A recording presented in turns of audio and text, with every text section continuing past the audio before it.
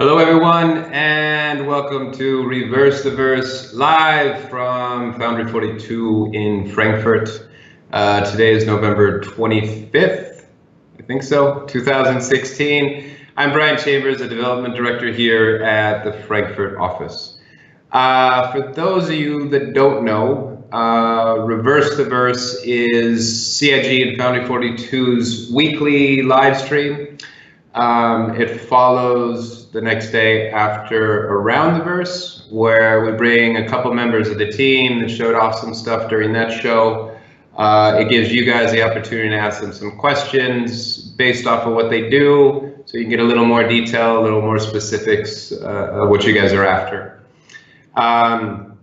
If you want to submit questions, where we pull them from our website. So if you go to robertspaceindustries.com, go into the chat and preface your questions with the word question in a bracket. That's the only place where we actually pull them from. So jump in there and give us whatever questions you have. This week we will have two guests on the show. We will have David Sibba. Hello. Yeah. Did I get that right? Yeah. He's a weapons artist here in Frankfurt. We'll also have Todd Pappy, who's our design director. So, David, thanks for taking the time coming on with us and everyone else. As a weapon artist, so what do you do here? What is your day like? What do you do on a daily basis? Well, as a weapon artist, we are a little team of 4 persons, and we are doing, of course, FPS weapons, ship weapons, and also textures for weapons. And as you could see in the last episode, the multi-tool and the grenades. So not only weapons, but also some tools are involved in our. I guess you it's almost like the multi-tool is almost like a weapon, at least when you look at it. I mean, if somebody pointed that at me, I would be scared. Well, yeah, of course, it looks a little bit like a weapon, and that cutter module has a laser, and I don't know if it has some damage if you're like running into it. Maybe you would get damaged a little bit at least. Yeah, that's cool. Yeah, so how long have you been here? You've been here a little bit now. I started here in May. Cool. And when I started here, I was working a lot on the workflow with our lead artist Tobias. Yeah. We worked on the textures. We worked on the workflow itself, and then we started to rework a lot of the weapons you see in the actual update, in the 2.6 update. All these weapons have been retextured and a little bit reworked to have a PBR materials, physically based. And based off of workflow and so on, then I'll jump in with the first question. Tell me a little bit about the process and kind of the life of a weapon, if you will, right? Like, where does the idea first come from, and then how does it get to you guys, and what is that process you go through? Okay, we get a concept at first. Mostly it's 2D, and some of the concepts are 3D, and then we discuss it in our team, what we like, what we don't like, work a little bit on it, change like the size and the materials, stuff like that. And then we try to make a block out that we try out in the engine. And then if all the sizes and everything works out, then we discuss it with our art director, Paul Jones. And then we start working on it, make the first iteration of it, and then it goes back, discussing it. And from that point on, it's just finalizing, just adding details and trying to get it into the engine and put it over to the animators. That's cool. Yeah, I mean, at one point it'll go through rigging and all that as well, and and then effects will jump on it and find, okay, are there unique effects attached to this, and then are there unique sounds attached to this weapon? For us, it is important that the art side is mostly covered before it gets into animation. Of course. It doesn't need a complete rework and animation rework. Yeah, I think it's also, in my experience too, it's also, as you said, like going through those gates where it gets reviewed and signed off and make sure it fits for functionality, make sure it fits for aesthetic and the other class of weapons, right? That it's visually falls in line with some and visually is different from others, right? Yeah, each manufacturer has its own style guides. Like the Klaus and Werner weapons now are completely made in green, and some other weapons, like the Kastec weapons, have their own pirate style made of black material and some red parts to look a little bit more badass. Yeah, that's cool. That's cool. Awesome. So some questions are coming in. Now I may throw some to you that you can't answer and just, let me know, right? Sure. Are there any plans for non-lethal weapons for the player that you know of? Non-lethal weapons. Yeah. So, non-lethal weapons. Maybe what I could think of is maybe shields or maybe drones that are non-lethal, just like getting information. Oh, okay. Camera systems or stuff like that. That is non-lethal. But well, a lot of the stuff we make, like 99%, will be lethal. Well, as it should be, right? I guess. Let's see what else here. Will weapons for other players be low or high poly? For other players. Yeah, so you have your own, right? You need it to look dialed in, but we try to make it as efficient as possible. We have different LOD steps, level of detail. So if you're like a few meters away, then the first LOD kicks in, and then the second LOD kicks in, and each LOD step has half polygons. Yeah, and the mid mapping is also the reduction of texture resolution also kicks in. Now, if you're close enough though to an opponent, will you ever see the highest level LOD then at that point? Yes, of course. If you're really close to an enemy or a friend, then you see the highest LOD. So ideally then, and especially with the aesthetic that we're after and the kind of the quality that we keep for ourselves, you're always going to see the weapon in its best light then. I mean, we're going to switch those LODs only, at the best time that we need. But. Well, we try to make that LOD not too aggressive, and also make it, for example, the first LOD of a weapon will be visible from like 3 or 4 meter distance, and you can't tell the difference. Because actually we have a good program that automatically generates these LOD steps, and then we optimize it, and you can't really tell the difference. Yeah. That's cool. That's cool. Another question coming in. There's a lot. Here's one I actually hadn't thought of. Are you making a variety of unique sights on each gun? And if so, do you know how many, so on and so on? Yeah, I just built an iron sight for a bearing weapon, right?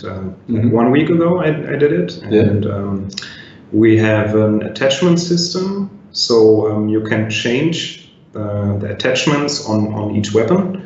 And for example, a scope, iron sight, or maybe some more sci-fi attachment to it, or a laser pointer, or a grenade launcher, maybe stuff like that. Is there any type of system and then kind of unifies the amount or the types of attachments then, or is that really unique then based off of each weapon itself? Well, I think it's a little bit story driven. So pirates maybe don't have like the fanciest attachments on their pirate weapons, but I don't know, that's more like a system design question maybe. No, that's fair. Yeah. That's fair. Another question. Do the weapons themselves have damage states? Will they show wear and tear from use? Yes, we have a new system that's a wear and dirt system that has an in-engine slider, so you can put that slider up and down. I think Tobias showed it in some of the older ATV videos, like half a year ago or something, where he first showed it. And some of that detail in the wear and tear too, I was looking at, was nuts. Yeah, I mean, it looked really, really good. Good thing is we have very high resolution materials, and we can the wear just cuts a hole into that material and shows a material lying under it. So it's basically two materials on top of each other. That's cool. Cool. Love this question that just came through. All it says is flamethrower ? Well, flamethrower, it's not the optimal weapon for space combat because there is no air in space and the flame would just go out. I know flamethrowers are cool and I really like them myself, maybe for planet combat or in space stations, but I think in space it just doesn't work. Yeah, that's true. Here's one I think I know the answer for, but I'm going to ask it anyways to see what input. Have you worked on any alien weapons? Yes, the Vanduul race, we have first concepts for it, and our ship artists worked on first iterations of missiles and weapons for ships, but this is not in the final stage as far as I know. Yeah. So this is to come in. I think maybe you will see it in the near future. Yeah. That's cool. Let's see what else we have here. Will we be seeing any heavy explosive FPS weapons anytime soon? RPG, minigun, railgun, etc., or are those not planned? Right now, I'm working on a railgun. I'm finalizing it. So it's in the final stages of the, we call it LOD 0. So the main weapon and the main art is nearly done. And the integration into the game, the animation, the VFX effects, and so on, still needs some tweaking, but the weapon itself is close to be finished. Yeah. That's cool. That's cool. What would you say an average, and I know it would be hard, but time from, hey, here's an approved concept and it's handed to you guys, and with the process and workflow? It heavily depends on the size of the weapon, the detail of the weapon. As an example, the multi-tool. It took me about 3 weeks to integrate it into the engine and make it available for the animator. And the problem is to fill the gaps. Like, you get the concept and some detail is missing. You have to think what fits into this area, how this works, which parts are moving. And sometimes you need to model hidden details that only people get to see when they're like getting the module off and putting another module in. So this detail needs to be relatively, have a good quality, and that takes some time. Yeah, absolutely. One thing I want to preface though too is a lot of things are coming through as far as the non-lethal weapons, a lot of questions that come through. Because we don't have all the answers, or David doesn't have all the answers right now, it doesn't mean that they're not planned, but based off what the current workload is and what he's owning, specifically, it's not in his plans. I mean, as an example, like I think we were talking the other day, like you don't do rockets and you don't do the ship weapons and so on. So each artist, in a sense, has their thing that they're owning in a way, right? Yeah. Right now, I'm just doing FPS stuff, and we have one senior artist just working on ship weapons and rockets, as you've seen in the latest ATV. And sometimes we're working a little bit in between, like doing detailing, or we're doing texture work for ship weapons and FPS. So that's not 100% clear. Another question here. What, if anything, can you tell us about the difference in weapon specs between different manufacturers? And does it have an influence on the visual aesthetic or vice versa? So does each manufacturer kind of have its own spec and one influences the other, or? Well, in terms of technical details, I think, of course, the ammunition differs, and in terms of influencing each other. I think all manufacturers for FPS weapons use same ammunition, so that's one part that all manufacturers have. And in terms of style, it's completely different. Yeah. So you have pirate weapons, you have really polished bearing style weapons, and so on. Cool. Well, what would you say is the favorite bit that you've been able to work on so far while you've been here? I really like the multi-tool. Yeah. Yeah, I think it's the concept. The first concept I got was really good. Mm-hmm. So I really liked how it looked, and I only needed to detail it and bring it into the engine, optimize it. And if you get a good looking concept, then you can try to push it beyond, and that's what I really like. Yeah, that's cool. Yeah, with the multi-tool's been around for a while in various forms. I was I don't remember the time frame now, but I was at the very first performance capture shoot we did in Ealing Studios.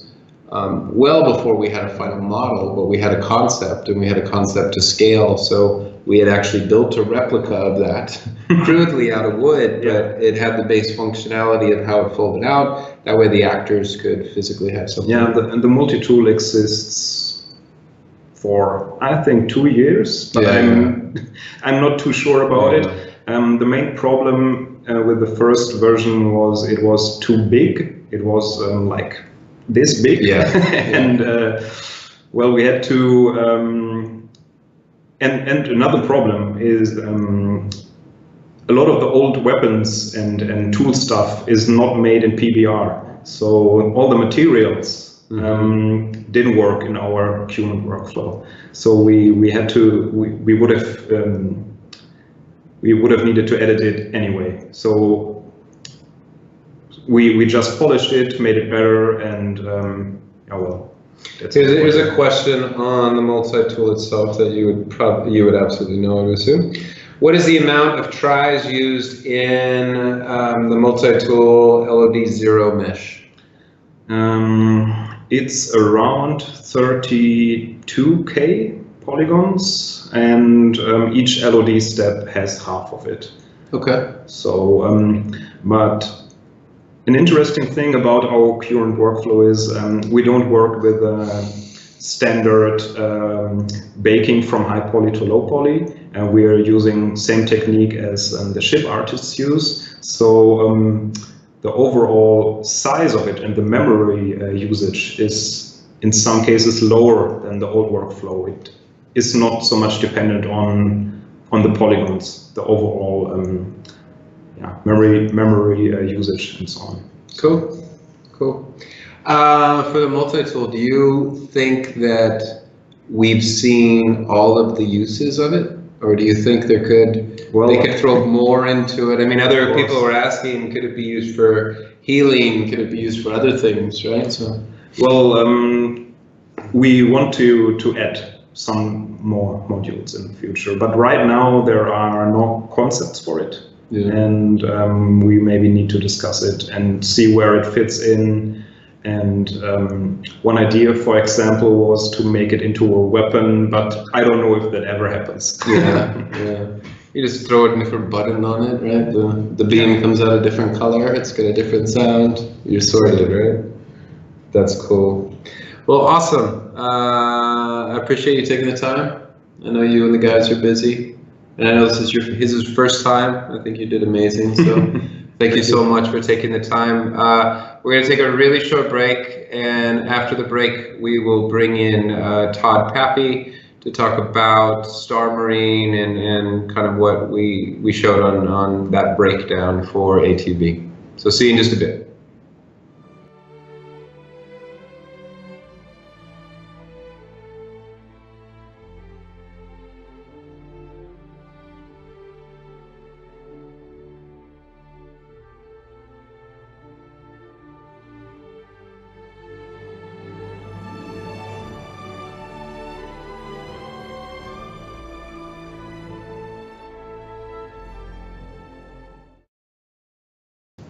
Great, coming on. Hey everyone, we are back. If you're still with us, thanks for coming, Todd. So this is Todd Pappy, our design director here in the Frankfurt office. We've done stuff like this a couple times. Yeah. Usually it's pre-recorded though, so it's not live. No. Yeah. So hopefully you don't mess it up. I'll try not to. Okay, thank you. So some people may be watching for this for the first time, never seen me, never seen you. Okay. As a design director, what do you do here in the Frankfurt office? Well, since I'm design director for the company, it's basically dealing with Chris, Aaron, Tony, and Nick Elms, and basically the other design leads that we have, as well as the other leads that we have within the company, making sure that Chris's vision, as well as Aaron's and Tony's vision, gets propagated to everybody. And then if there's any issues that need to be smoothed out, then I help that process. You know, I've had the opportunity to ask you that question a few times, and I think you kind of almost verbatim give me the straight answer. I try to. It all makes sense, though. So this week you gave some history on Star Marine, right? And that was cool to see, and included, I think, people from Los Angeles studio, people from This UK. is it's a global effort. It absolutely is. And in the live stream, we showed a bunch of Star Marine, right? Yeah. So in your mind, having been that close to it and working on it, how do you think that was perceived? Watching people play and seeing that and knowing that it's live, right? So if the bugs are there, they're out. Well, it's seeing people play it, seeing people react to it, that's always a positive thing. Yeah. Whether or not it's in the complete state that we want it to be in, we know it's not there yet. We're missing stamina. We're missing a lot of the tactical elements that we feel would make this game feel more like what we've said it was going to feel like. Yeah. So if we're right now, the only real way that we have to punish the player is by increasing your respawn time. But if we adjust that to respawn within waves, or if we completely remove that and we have it based off of revive, well, then it's really on your team and you working together as a squad. But we're missing some of those things. So as soon as those get introduced, we'll go through and we'll readjust the game modes and adjust the tuning of it. I think that's in my experience, that's been some of the hardest stuff, because you have all these individual elements that global teams working on. Yeah. Once they come together, then that's really when some of that chore works, to make sure that those loops are there, the fun's there, that you're not punishing people too much, you're not rewarding too much. And a lot of the times when we get our code or we get our features are maybe within weeks or sometimes days of a release. So going through and saying, I think this is good, and then once it goes out to the public, then again we do the readjustments and everything like that. But I mean, for the most part, this is a live product. We have to roll with the punches, good or bad, and do the adjustments from there. Cool. Let's jump into some questions. We got questions rolling in now. So maybe I may throw you some that you can't answer. That's just, tell me to be quiet, but nicely. We saw destructible windows. Are there any other areas or materials that are destructible? Any effects from them, like decompression or smoke, etc.? We haven't got any of our decompression working. That is one of the things that we are pushing towards. So basically, but it will be there. That is from a design standpoint, that's been proved. In fact, we finally got our rooms and atmosphere working for what we consider our first ship, and then from a player standpoint, getting oxygen and stamina and breathing, blood oxygen levels, everything that would go into decompression, or what designers would call buffs or debuffs when you're dealing with oxygen deprivation or those types of things. That system will be worked on after we go out with 2.6. Cool. So I do imagine seeing that stuff in the future. Awesome. Let's see here. Can we fight with our fists? CR wants that. We have done a melee design of it, and it's not fight night, you know. And I mean, we did see the guy getting taken out with the knife. And working on previous melee games and stuff like that is not to that quality or anything. But it was basically simple punch dodge. Block. Kind of deflect. And, Okay, that makes sense. Any plans for a CTF/bomb mode for Star Marine? I don't know if you can get in the modes. We haven't talked about a CTF or bomb mode. If we do anything in the future, what I guess what I would be pushing the guys towards would be kind of a mixture between AC and Star Marine. So if we can get some of that asymmetrical game mode where you've got the ships in there as well as the FPS, and what would be interesting, taking down a ship where basically it's more of a, I guess, attack defend, where you actually have to go down onto a ship, take it out, and EMP it or destroy it, or how, or I don't know, or if there's a derelict ship there that you need to go and pull parts from and to basically fix your own ships. I don't know. These are all things that we've talked about internally, but that's cool. But nothing concrete yet. Any plans for class-based gameplay, such as for medics, for example? I think this will be more of a when we have gadgets in and working, and so depending on how you want to outfit your team. Ideally that requires right, but ideally that requires communication between you and the rest of your team. Absolutely. And this is what I want to carry in. This is what I want to do. Versus a hardcore like Battlefield where I choose medic or I choose engineer or I choose this.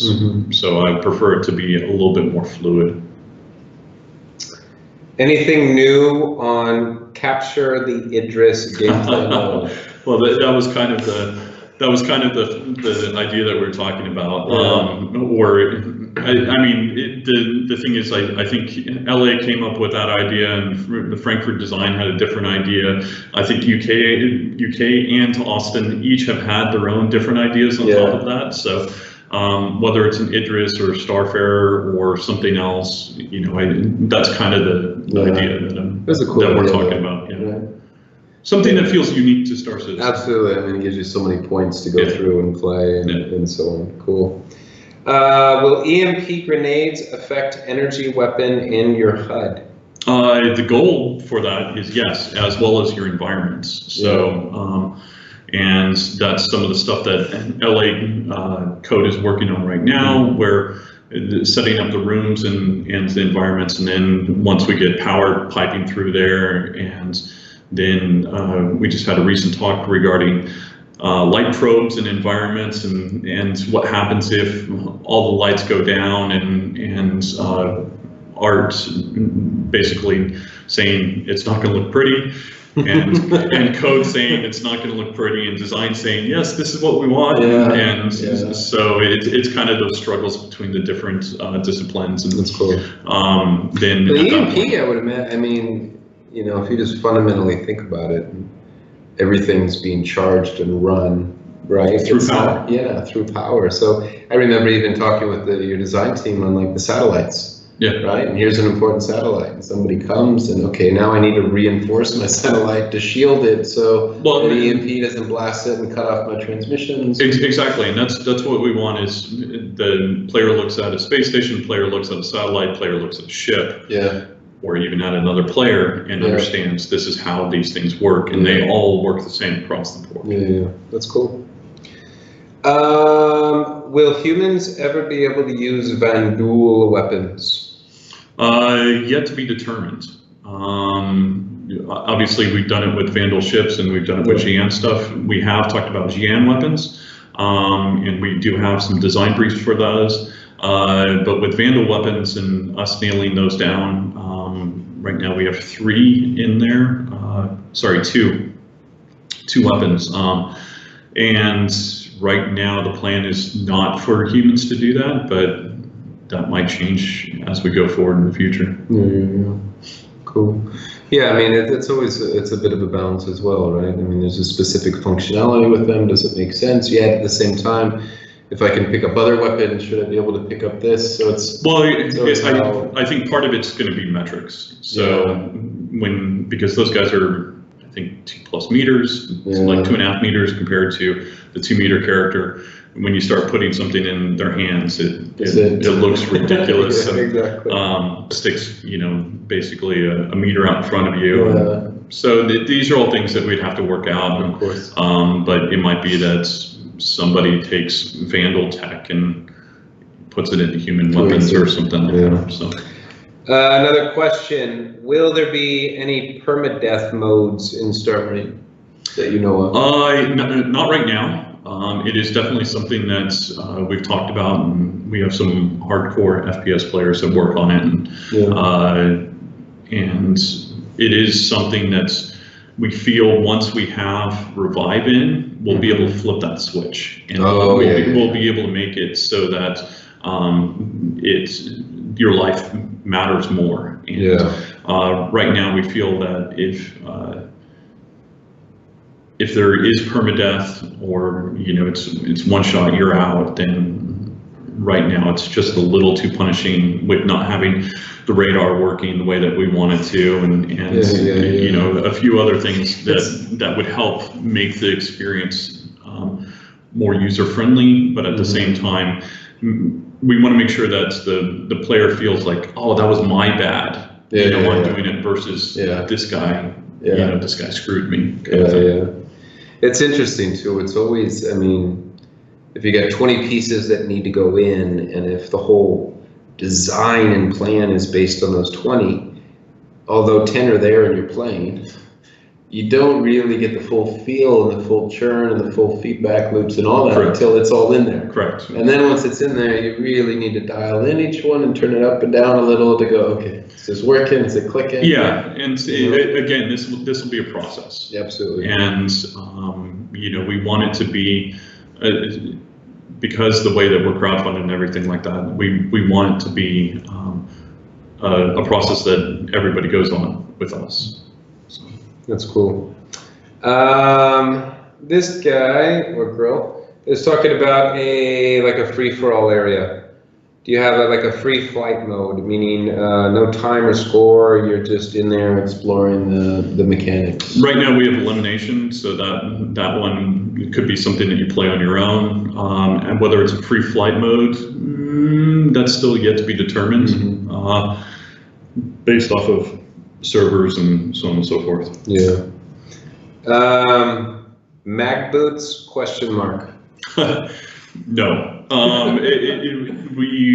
What we will be doing is, because our geometry and the way we build environments is extremely complicated, best way to explain it would be if you're going between a door jamb or something like that. If you're walking on the floor, you've got a clean passage, versus if you're walking on the ceiling, then you don't have a very clean passage. So what we want to do is we just want to align to surfaces, and once you align to that surface, then at that point you'll be able to walk on that surface, and your EVA suit will keep you aligned to that surface, but not mag boots as kind of the traditional sense. Yeah, of course. So what's the next thing that's the closest to come online, that's almost there, that we're going to be able to get in and then start playing with? Before 2.6 goes out, or after 2.6? Before 2.6. What are we on right now today that's almost there and it's being dialed in? Well, if we're doing bug fixes, we're Echo 11's art is coming in, and it's looking good. But at the same time, it's still not there yet. And I know that the guys are busting their ass to get it there. It's just, from a design standpoint, I want to be able to play it. I want to be able to tune it. Of course. But we can't do that just yet. HUD is coming in as well as the front end. So those are the things that we're really kind of waiting on. And then internally, we've talked about the round-based spawning. CR, I believe, is for it and would like to push for it. So that might be one of the last kind of big gameplay changes that goes in. Cool. As far as what is the size of the design team?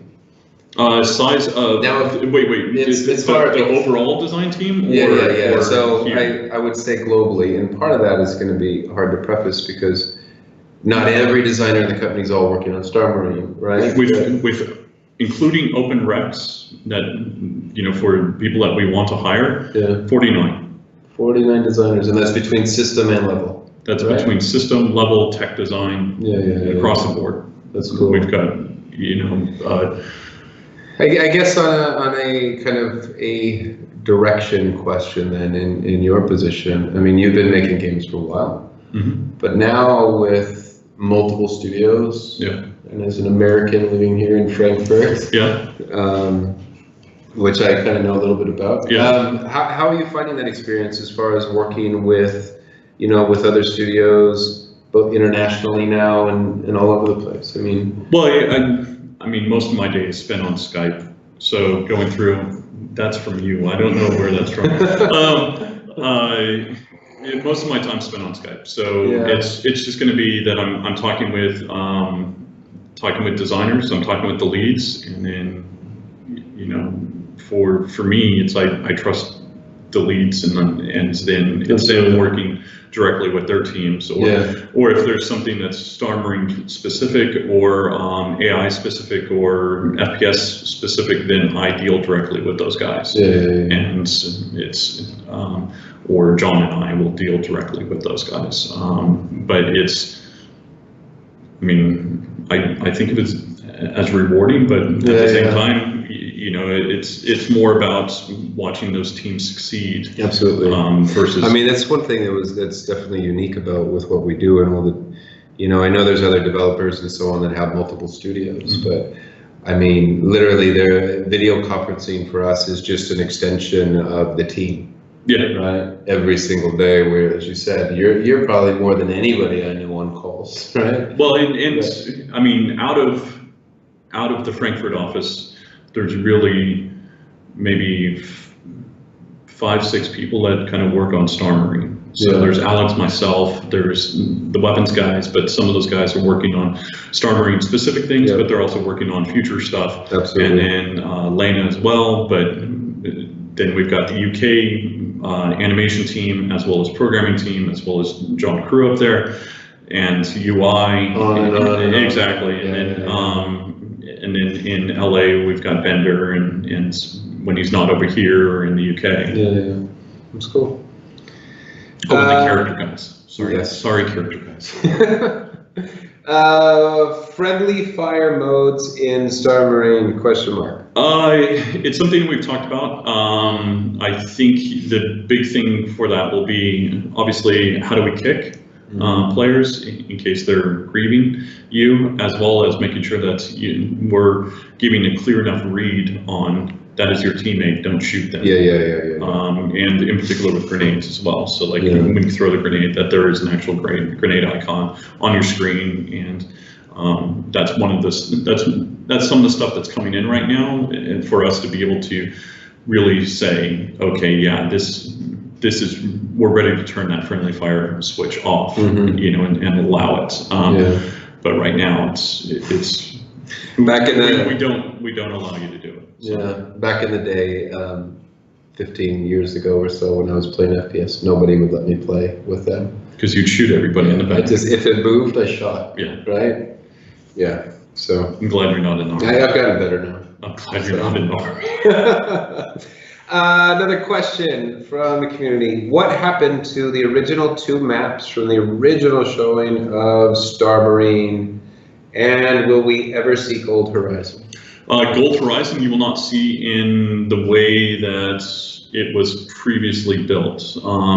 First, there were some inefficiencies from an art standpoint. And then also the way that it was built does not fit in our current modular system. So there was going to be a fair amount of rework that was going to be done on this. But will we see a Gold Horizon type thing again in the future? Yes. Will it be that Gold Horizon that we saw with Elphonic and when I first joined? No, it will not be. Okay. That's fair. What are you looking forward for the most as far as the next step post 2.6?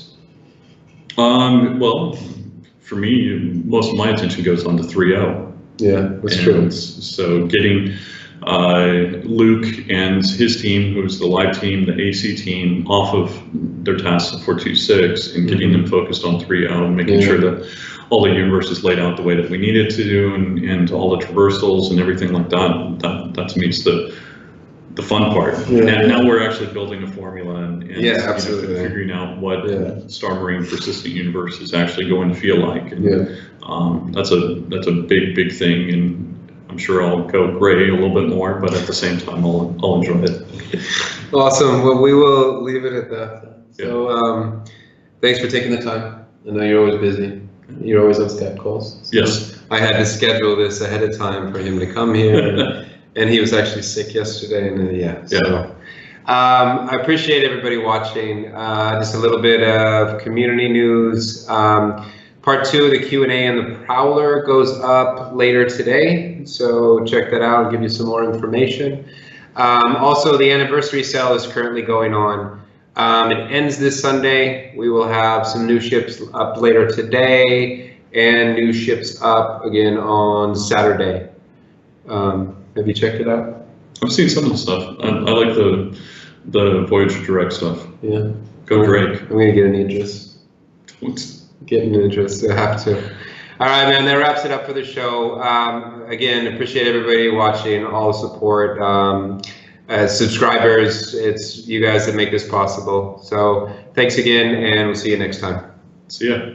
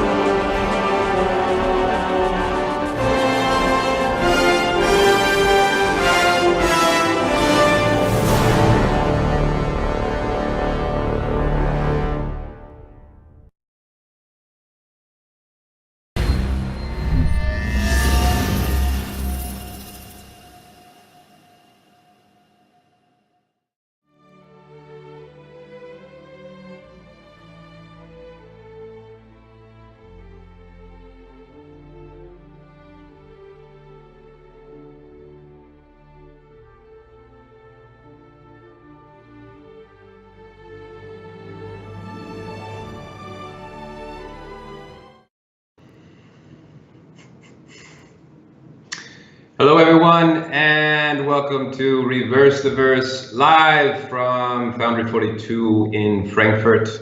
Today is November 25th, I think so, 2016. I'm Brian Chambers, the development director here at the Frankfurt office. For those of you that don't know, Reverse the Verse is CIG and Foundry 42's weekly live stream. It follows the next day after Around the Verse, where we bring a couple members of the team that showed off some stuff during that show. It gives you guys the opportunity to ask them some questions based off of what they do, so you can get a little more detail, a little more specifics of what you guys are after. If you want to submit questions, where we pull them from our website. So if you go to robertspaceindustries.com, go into the chat and preface your questions with the word question in a bracket. That's the only place where we actually pull them from. So jump in there and give us whatever questions you have. This week we will have two guests on the show. We will have David Sibbo. Yeah. Did I get that right? Yeah. He's a weapons artist here in Frankfurt. We'll also have Todd Pappy, who's our design director. So, David, thanks for taking the time coming on with us and everyone else. As a weapon artist, so what do you do here? What is your day like? What do you do on a daily basis? Well, as a weapon artist, we are a little team of 4 persons, and we are doing, of course, FPS weapons, ship weapons, and also textures for weapons. And as you could see in the last episode, the multi-tool and the grenades. So not only weapons, but also some tools are involved in our. I guess you kind of. It's almost like the multi-tool is almost like a weapon, at least when you look at it. I mean, if somebody pointed that at me, I would be scared. Well, yeah, of course, it looks a little bit like a weapon, and that cutter module has a laser, and I don't know if it has some damage. If you're like running into it, maybe you could get damaged a little bit at least. Yeah, that's cool. Yeah, so how long have you been here? You've been here a little bit now. I started here in May. Cool. And when I started here, I was working a lot on the workflow with our lead artist Tobias. Yeah. We worked on the textures. We worked on the workflow itself, and then we started to rework a lot of the weapons you see in the actual update, in the 2.6 update. All these weapons have been retextured and a little bit reworked to have a PBR materials, physically based. And based off of workflow and so on, then I'll jump in with the first question. Tell me a little bit about the process and kind of the life of a weapon, if you will. Right? Like, where does the idea first come from, and then how does it get to you guys, and what is that process you go through? Yeah, okay. We get a concept at first. Mostly it's 2D, and some of the concepts are 3D. And then we, discuss it in our team, what we like, what we don't like, work a little bit on it, change like the size and the materials, stuff like that. And then we try to make a block out that we try out in the engine. And then if all the sizes and everything works out, then we discuss it with our art director, Paul Jones. And then we start working on it, make the first iteration of it, and then it goes back, discussing it. And from that point on, it's just finalizing, just adding details and trying to get it into the engine and put it over to the animators. That's cool. Yeah, I mean, at one point it'll go through rigging and all that as well, and and then effects will jump on it and find, okay, are there unique effects attached to this, and then are there unique sounds attached to this weapon? For us, it is important that the art side is mostly covered before it gets into animation. Of course.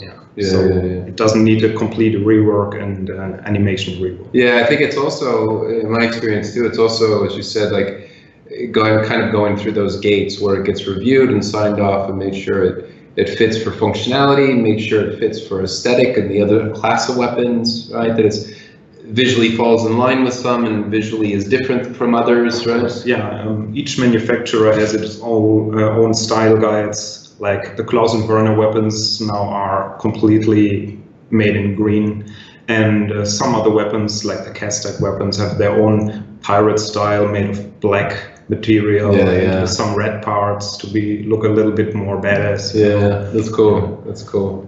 Awesome. So some questions are coming in. Now I may throw some to you that you can't answer and just, let me know, right? Sure.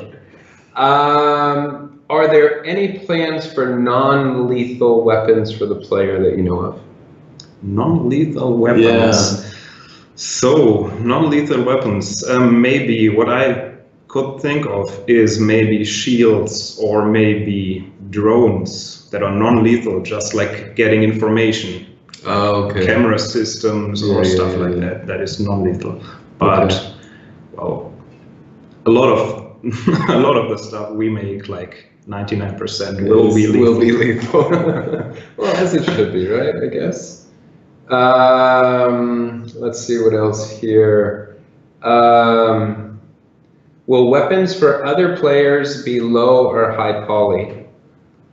For other players. Yeah, so you have your own, right? You need it to look dialed in, but we try to make it as efficient as possible. We have different LOD steps, level of detail. So if you're like a few meters away, then the first LOD kicks in, and then the second LOD kicks in, and each LOD step has half polygons.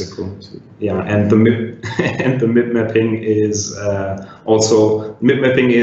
reduction of texture resolution also kicks in. Now, if you're close enough though to an opponent, will you ever see the highest level LOD then at that point? Yes, of course. If you're really close to an enemy or a friend, then you see the highest LOD. So ideally then, and especially with the aesthetic that we're after and the kind of the quality that we keep for ourselves,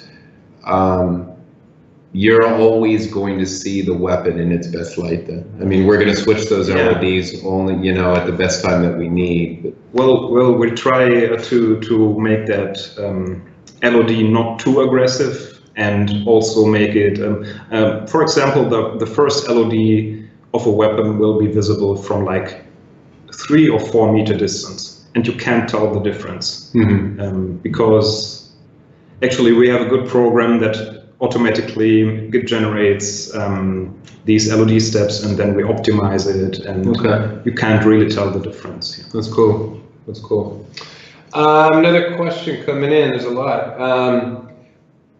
Here's one I actually hadn't thought of. Are you making a variety of unique sights on each gun? And if so, do you know how many, so on and so on? Yeah, I just built an iron sight for a bearing weapon.